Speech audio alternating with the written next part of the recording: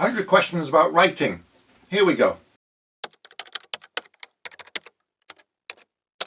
Question 16. What do you hope readers take away from your books? So every book is different, every series is different, so all I can do is talk about the most recent book, because every time I'm trying to set out to do something different with each book, standalone or series, so therefore I want the readers to get something different. Predominantly with every single book that I write, I want them to have a good time. I want them to enjoy the process of reading the book. I'm not setting out to challenge their worldview. I'm not setting out to create something that's going to make them feel uncomfortable, difficult, question everything about their life. I write fantasy. Now, while fantasy books can very much talk about the modern world, none of my books are preachy.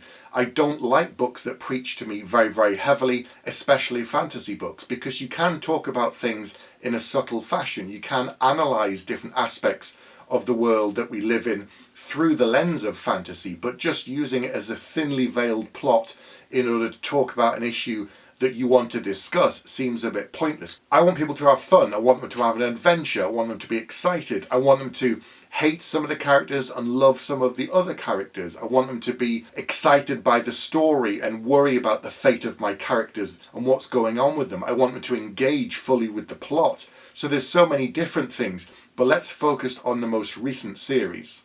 My most recent novel is The Judas Blossom, and this is historical fantasy.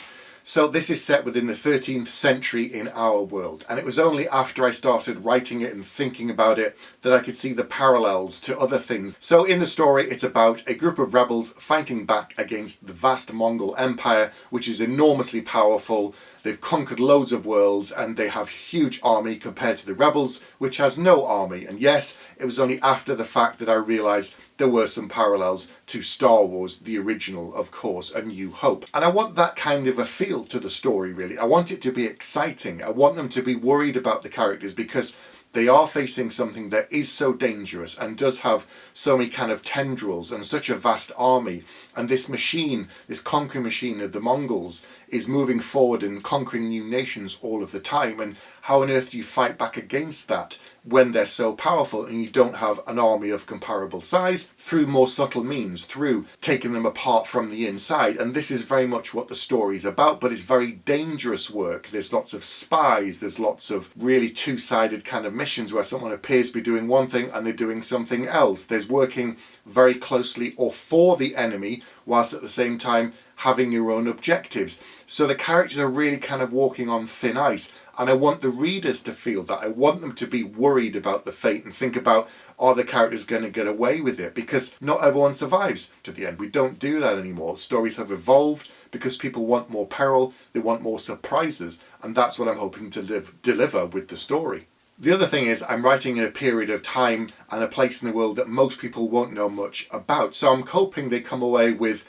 an interest in that period, and it'll probably feel very much like a fantasy world to them because there is so much unfamiliar stuff within the story. And hopefully they'll have an interest, passing interest in it. They may look up something else related to it, or they may just find it and store it as knowledge for the future. But that's all kind of background stuff. That's kind of, nice to have. Most of all, I want people to read the story, go on an adventure and have a great time. It's there to entertain them. It's there to give them a thrill and make them worry about the characters. But predominantly, it's there for fun. And I think that's the best thing as a storyteller. I want someone to engage with the story, love it, care about the fate of the characters, and just really think about some of the things in the story perhaps in the background. But that's kind of a nice to have. That's not a must have for me.